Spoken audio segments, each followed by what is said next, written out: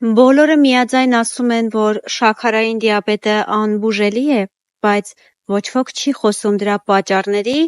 դրսևորման ձևերի և հաղթահարման մեթոդների ուղղությամբ։ Եկեք այսօր խոսենք այդ մասին գերմանական նոր բժշկության տեսանկյունից։ Փոխենք ձեր տեսահորիզոնը այդ հարցի շուրջ։ Որպեսզի ձևավորվի շաքարային դիաբետ, դրա համար պատասխանատու են մեր գլխուղեղի կեղևի երկու կարևոր կենտրոնները՝ ալֆա ինսուլոցիտների կենտրոնը և բետա ինսուլոցիտների կենտրոնը։ Հիմա եկեք հասկանանք, ինչպես է տեղի ունենում կոնֆլիկտի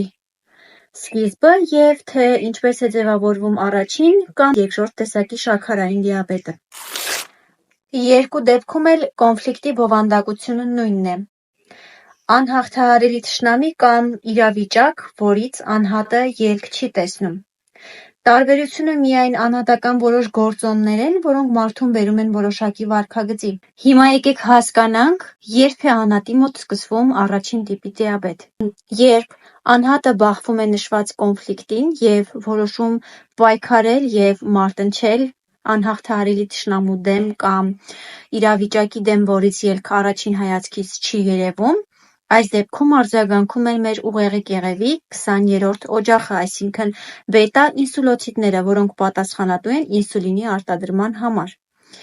Եվ երբ կոնֆլիկտի ակտիվ փուլն է ընթանում, այսինքն դեռևս իրավիճակը հաղթահարված չի, մեզ մոտ դիտարկվում է բետա ինսուլոցիտների ֆունկցիա մինուս գործընթաց, այսինքն ինսուլինի մակարդակի իջեցում, որի հաշվին էլ տեղի ունենում արյան մեջ շաքարի մակարդակի բարձրացում։ Երկրորդ դեպքը եկեք քննարկենք։ Ինչպես է լինում, երբ առաջանում է երկրորդ տիպի շաքարային դիաբետ։ Երբ անհատը բախվում է անհաղթահարելի թշնամու կամ իրավիճակի, որից ելք չի տեսնում, բայց իր մոտ առաջանում է զզվանքի, հատկություն, թաքնվելու ցանկություն, այսինքն հակառակ առաջին տիպի, այստեղ կա թաքնվելու, համակերպվելու, հաշտվելու, սպասելու, պաշտպանվելու արձագանք։ Այս դեպքում արձագանքում են ուղեղի 19-րդ օջախի համար պատասխանատու ալֆա ինսուլոցիտները, որոնք արտադրում են գլուկագոն հորմոնը, որը բարձրացնում է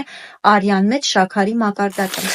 Այս դեպքում կոնֆլիկտի ակտիվ փուլում, երբ դեռ իրավիճակը հաղթահարված չի, մեզ մոտ դիտարկվում է հակառակ պատկերը, այսինքն գնում է ալֆա ինսուլոցիտներում ֆունկցիա մինուս գործընթաց, որի հաշվին արյան մեջ իջնում է շաքարի մակարդակը։ Եվ շաքարի մակարդակը սկսում է բարձրանալ միայն այն դեպքում, երբ որ իրավիճակը հաղթահարված է։ Տարբերությունը միայն անհատների արձագանքի մեջ է, այսինքն մի դեպքում մարդը գնում է պայքարի և իր մոտ սկսվում է առաջին տիպի շաքար հենց կոնֆլիկտի ակտիվ փուլում,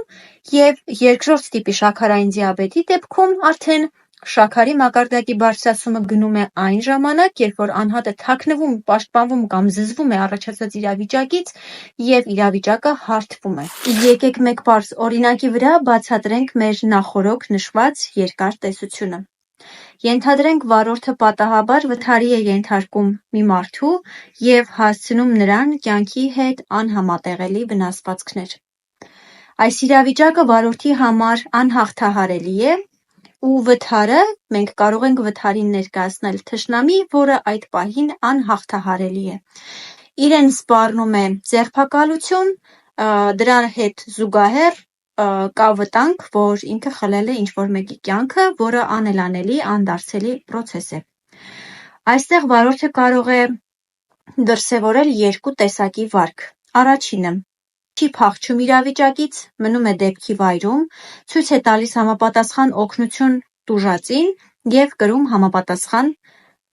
պատիժ և տուգանք, ինչ որ նախատեսված է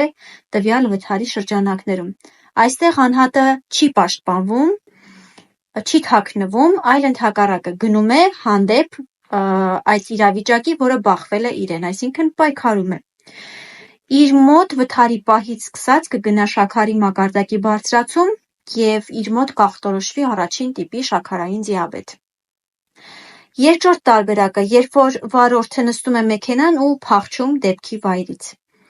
Այս տարբերակում նա փախչում, թաքնվում է թշնամուց, անհաղթահարելի թշնամուց և իրավիճակից, որտեղից ելք չէր տեսնում, և երբ որ ինքը տեղեկանա, որ այն մարդը, որին պատահաբար վթարի էր ենթարկել, ողջ և առողջ է, որոշակի միջամտություններից հետո նրա կյանքին որևէ վտանգ չի սպառնում, և